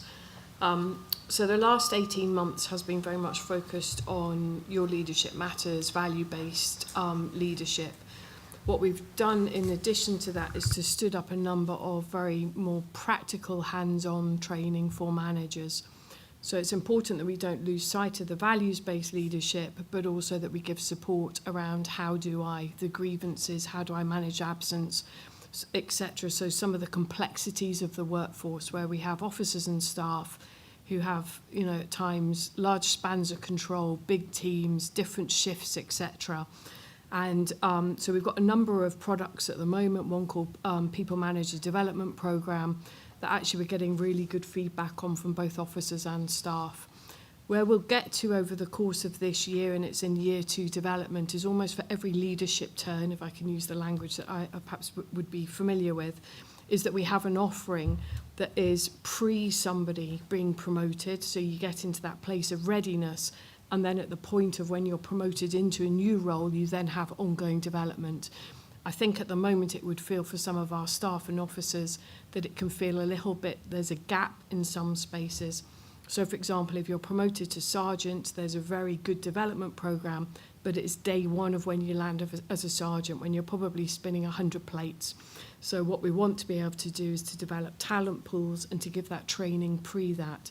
And then even if in those talent pools somebody isn't promoted to sergeant, it is not wasted development. It is still an investment in our workforce. So we will move more to in-person development now that Your Leadership Matters will come to a conclusion, but it will be very much more hands-on in terms of that thematic response to the workforce challenges. Chair, if I could just add to that just more broadly, in training you'll be aware that we have a strategic training coordination group which is looking at our entire prioritisation of our training programmes. I think if I've self-reflected over the introduction of Police Scotland, we probably didn't put as much investment in training as we are currently doing. So I think we've refreshed our training team. We're looking very closely at the balance between training that can be delivered in person and training that can be delivered online, and there is a place for both. But with the training team, I've been really, really clear about 2 key priorities. One is around probationer training and the programme, and I think we've seen a number of enhancements over the last 12 months in terms of how we deliver that training. And then secondly, it's about investigative training. It has to be a massive priority, and that investigative training is from the entry point at C3 right through to the submission in a report at Criminal Justice. I think there's more that we can do collectively with the College of Policing, which is a UK provision, and there's a number of products that we're working close with them to introduce in the investigative space. So we are looking at that. I think because we've invested greater in training, the demand is greater on us. So we're carefully also looking at the waiting lists of officers and staff who have asked to be trained in different ways. So there is a sharp focus on training. We've been fortunate in the last couple of months to refresh our senior team in training, and again it's also allowed me to bring a greater impetus to officers with current operational experience. So I think we're in a positive space, and there's more to be done in the more broad training area. Thank you. And my final question on this paper is around the theme of civilianisation, the term used in the paper. And I wonder if you can say a bit more about progress with the workforce mix.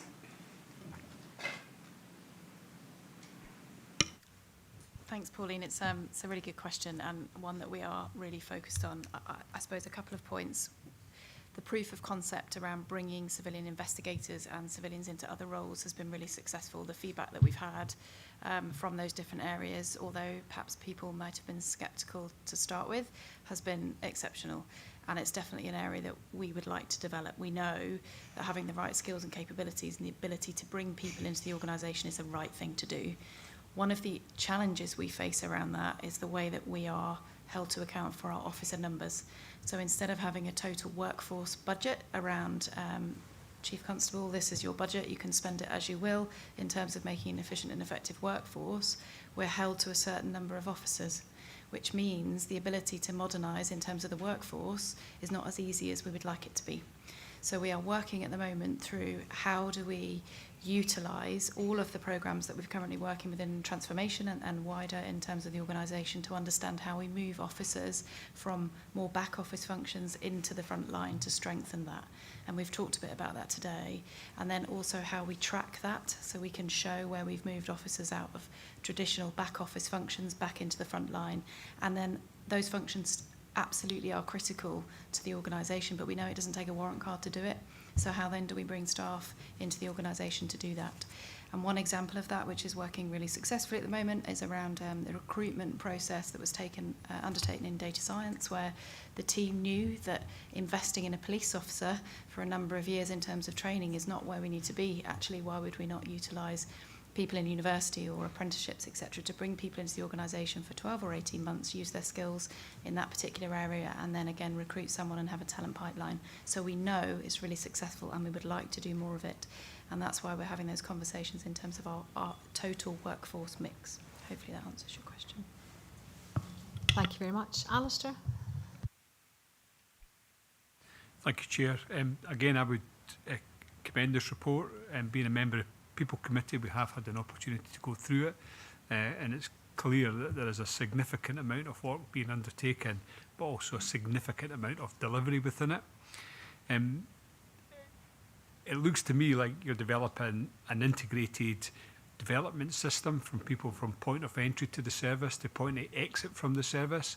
There is one area that slipped a little bit, and that's my career, or a basic appraisal system even within the organisation. You know, so you get that insight, that immediacy and intimacy between colleagues and their supervisors. So it slipped this year. So I just wondered, you know, to develop this integrated approach without that foundation, what are your thoughts on bringing that forward? It's a key strand of work for year two in terms of delivery of people strategy. We know from insight and practice and feedback from colleagues that my career in its positioning has probably moved from a performance appraisal approach to promotions, and that became very much some of the focus of it. We undertook a pilot recently where we separated out my career in a promotions approach, and the evaluation from that was very positive. So it's likely something that we will now take forward for future promotions. I think in terms of more broadly, my reflections within Police Scotland is we've got a lot of opportunity to think about what's the approach we want in the broadest sense around performance management, and I mean an appraisal system for colleagues. There's some foundational work that needs to go into place, so how we have good, honest conversations, how we give and receive feedback and get comfortable with that, how we move into a space of setting objectives, clear performance objectives, coupled with individual performance plans, so all of that foundational bit. And as we'll all know from experience, either within policing or other organisations, there's a spectrum of different approaches that organisations can take in this space. from, you know, the newly found emerging practices around complete upward appraisals through to quite formulaic approaches. So at the moment we're mapping that out, and then there's first of all an executive discussion about what's the context of Police Scotland, our culture, and where do we think an approach to performance management would best work that still stretches us, but actually would, you know, would sit well within our aims and our values. So we'll be bringing that work forward over the next couple of months. And it's complex, I think, in terms of performance management. So it doesn't become a process-driven piece, but it is about genuine engagement with colleagues, curiosity about colleagues, and not just performance, but a holistic view of their well-being, enrichment of jobs, etc. So work to do, a lot of work, but it's an exciting opportunity, I think, for this year for us to move into that space. Really encourage to hear that, and at the outset that the key relationship between this workforce annual report and the delivery of Vision 2030 was drawn out and highlighted, and part of that is a thriving workforce. So you know, getting that right around that supportive approach to performance, I think, will be key, but equally separating out and appropriately identifying the potential to develop in different ways through the organisation. That's really important, so I'm encouraged to receive your feedback on that. Thank you very much. Chris, were you wanting to come in on that same point? No, so I'll have Angela first then, please, and then Chris. Just going back to Pauline's point, I'm wondering, and indeed the discussion that we had earlier about assets, the estate and the transformation that you mentioned, would it be possible just to get an update on the next iteration of the strategic workforce plan? Now, that's not to say that we need the detail of it. I'm mindful that a great deal of flexibility, you mentioned civilianisation and so on, but just to see the shape and size of the workforce going forward, what's the timescale for that? I think more broadly in terms of the strategic workforce plan, when it was initially approved, you know, that there was a good conversation about, you know, this needs to be iterative. And I think Police Scotland had tried for a couple of years to formulate and land a strategic workforce plan. And in my mind, it was kind of starting the document and then looking at emerging risks, emerging insight from our organisation, and then how we can iterate that plan going forward. I think more broadly, I thought I might be asked about what year two priorities might look like more broadly, but I think in terms of strategic workforce plan, it is the work that Deb Smith will be leading around what's the roadmap around the workforce development. So in part, yes, it's about workforce mix and FTE headcount, officers, staff, but actually more broadly, it's about workforce capabilities. So projecting forward 2 years, 3 years, where will we see an upsize, a downsize, or a right size in terms of types of roles, types of capabilities, and thinking then about how that looks and feels when you overlay that onto an operating model, so that kind of future vision for policing. So the work that the Chief and the Deps have talked about earlier around, you know, policing for our communities, criminal justice, etc., is thinking about what those changes mean for our workforce and how we can move that forward. I think Deb Smith was saying, you know, the next 6 months is head down around that roadmap of transformation for the workforce, the different strands that sit underneath that and bringing that forward. I think more broadly in terms of strategic workforce plan, if there's one other area that particularly I'd call out, it is around partnership working.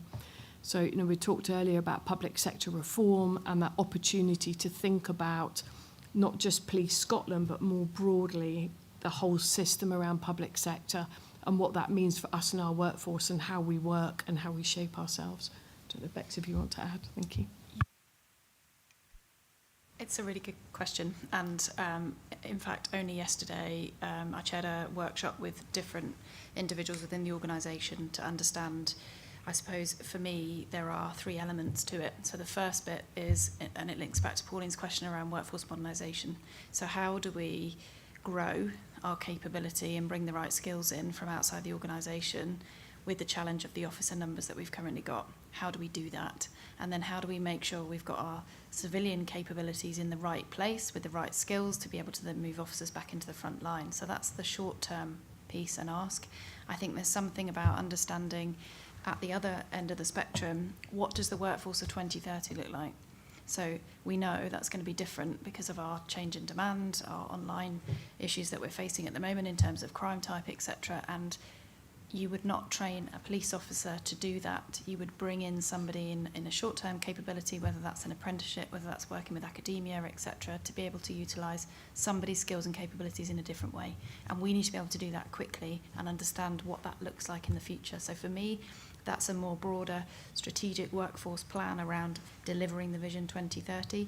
And then there's a piece in the middle for us around working how we manage the budget within the constraints around officer numbers, etc., and how we are bringing people through the organisation and understanding career routes in and out, and the fact that policing is no longer a 30-year career. It's different. We know that different generations want to come in for 2 or 3 years or 5 years, etc. How do we make that happen? How do we utilise the best skills around that? So I think there's 3 elements to that, and I committed at Resources to bring a plan forward by the end of this calendar year in terms of the first stage of that. So I will do that around Resources, but the workshop yesterday was really useful and came up with some really good options for us as an organisation in terms of choices we want to make to be able to support the workforce modernisation that we know is so important and key. Okay, thank you, Chris. Thank you, Chair. Yes, I just wanted to ask for a little more on the issue of officers on modified duties, and aware, notwithstanding that work on that area has been completed, looking at the insights. Just wondering if you could say a little bit more about how, with everything you said so far about the future and so on, how do you ensure that you strike the right balance in terms of being equitable and sustainable in terms of managing officers' modified duties?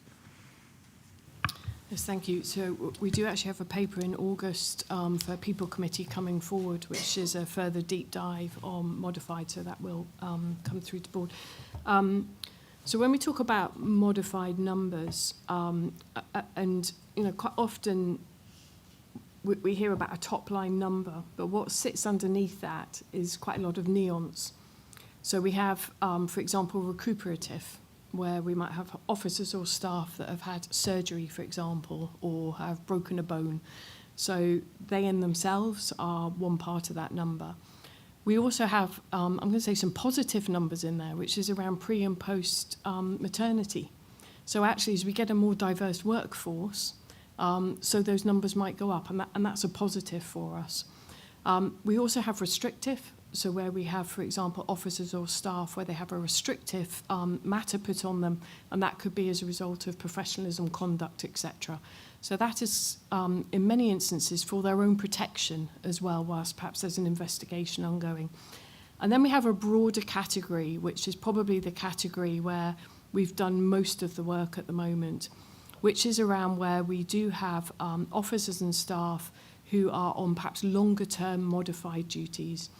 And you're right in terms of that balance of our legislative requirements around reasonable adjustments and discriminatory employment matters, but also, as the Chief will say, that the capacity of frontline officers. So we've stood up a particular panel that's led by an ACC that effectively is bringing cases forward so that we can look to accelerate some of those decisions. We've brought in a dual process that will look in some instances at both ill health retirement and injury on duty at the same time. And in part, that is about pace, but it's also about the impact on the officer. That means that they're not having to go through an ill health retirement and then subsequently an injury on duty. We can do it at the same time. I do think more broadly that there's a cultural aspect to this, and that is that we have officers who might be on modified duties who are doing a really good job in the work that they do. And this is people's livelihoods and it's their jobs, and there's a lot of attachment to the force. So we have to be sensitive around the fact that perhaps somebody might have been doing something for 1-2 years, and now as an organisation we're entering into a different conversation with them that says you've done a good job in this space, but we now need to reconsider what that looks like for you. So we are, you know, we're having those conversations, they're moving forward, but we do it with sensitivity for individuals. In August, when we bring back to Tom's People Committee, there'll be a deeper dive in relation to that. And the chief will often ask me, you know, kind of what's the capacity of being able to absorb modified officers? And my answer will always be it has to be on a case-by-case basis. And the reason for that is because of law and, you know, kind of discriminatory matters. However, I do think there is more opportunity for us to be having conversations with officers who perhaps have been in roles that are not suitable now at this point in time. Okay, thank you. Jane? Yep. Sorry, it's just, yeah, thank you. Just to kind of support Katie, I think it's that cultural aspect. You know, it's the development, the ability to move people around the organisation, you know, as we know, and as Katie has said, we have modified officers who are doing a really phenomenal job, but it can be quite difficult to get that development churn around the organisation. It's also our ability to mobilise and support the front line. You know, we've seen different events coming in, and all of these factors play in. We've pulled a lot of levers with forced mobilisation, high demand days, but there is always that balance between a viable organisation that can respond and how we support our modified colleagues, as Katie has said. Thank you. Thanks very much indeed. So if there are no further questions, and I'm just going to check with board members, there's still no other business from during the meeting. I'm going to now pause.